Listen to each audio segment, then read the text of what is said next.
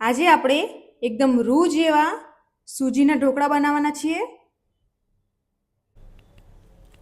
આજે આપણે ઇન્સ્ટન્ટ સૂજી ઢોકળા બનાવવાના છીએ।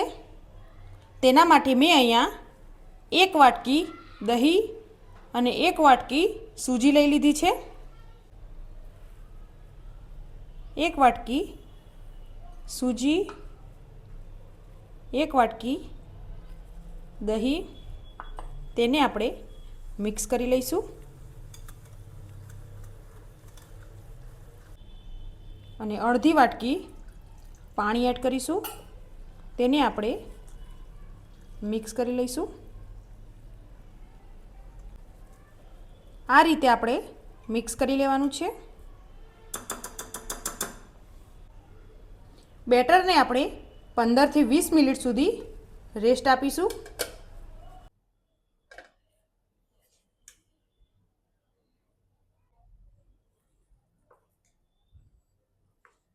હવે આપણી સૂજી ફૂલીને રેડી થઈ ગઈ છે।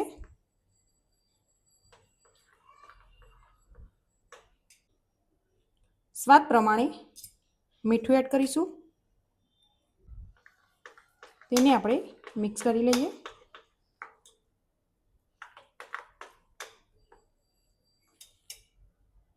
હવે આપણે જરૂરિયાત મુજબ પાણી એડ કરીશું।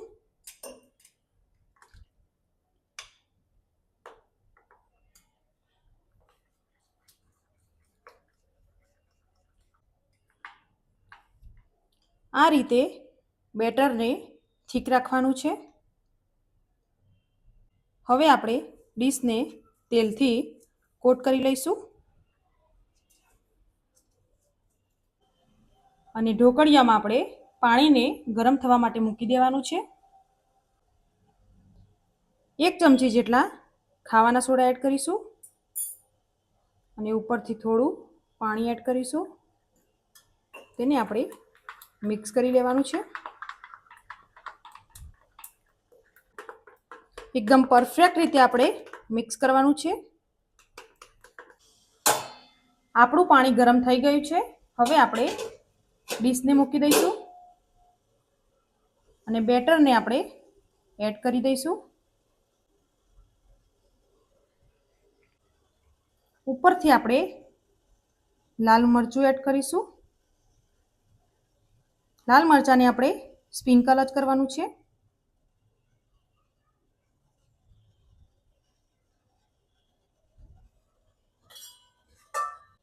હવે આપણે ઢાંકણ ઢાંકી દઈશું। ઢોકળાને આપણે 3 થી 4 મિનિટ સુધી ફૂલ ગેસ ઉપર ચડવા દેવાના છે। હવે આપણે ઢોકળાને લઈ લઈશું।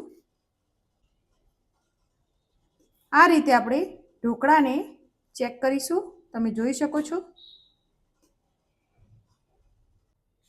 હવે આપણે ડીશને ઠંડી થવા દેવાની છે।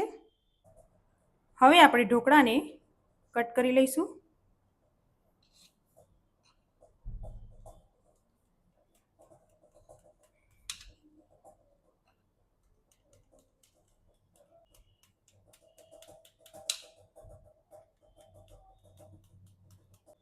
આ રીતે આપણે ઢોકળાને કટ કરી લેવાના છે। તમે જોઈ શકો છો ડીશથી આપણા ઢોકળા છૂટા પડી ગયા છે। એકદમ ક્લીન ડીશ આ રીતે આપણી નીકળી છે, તમે જોઈ શકો છો।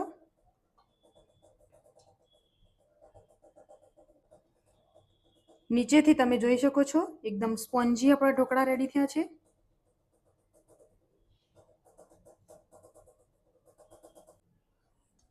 એકદમ સ્પોન્જી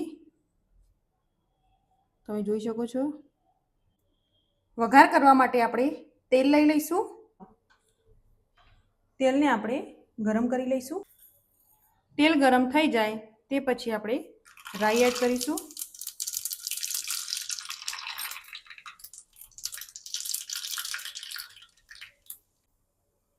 લીલા મરચાં એડ કરીશું, મીઠું લીમડો એડ કરીશું, તલ એડ કરીશું। વઘારને આપણે હવે આપણે ઢોકળા ઉપર આ રીતે એડ કરી દઈશું। ઉપરથી આપણે ધાણા એડ કરીશું. આપણા ઢોકળા રેડી થઈ ગયા છે.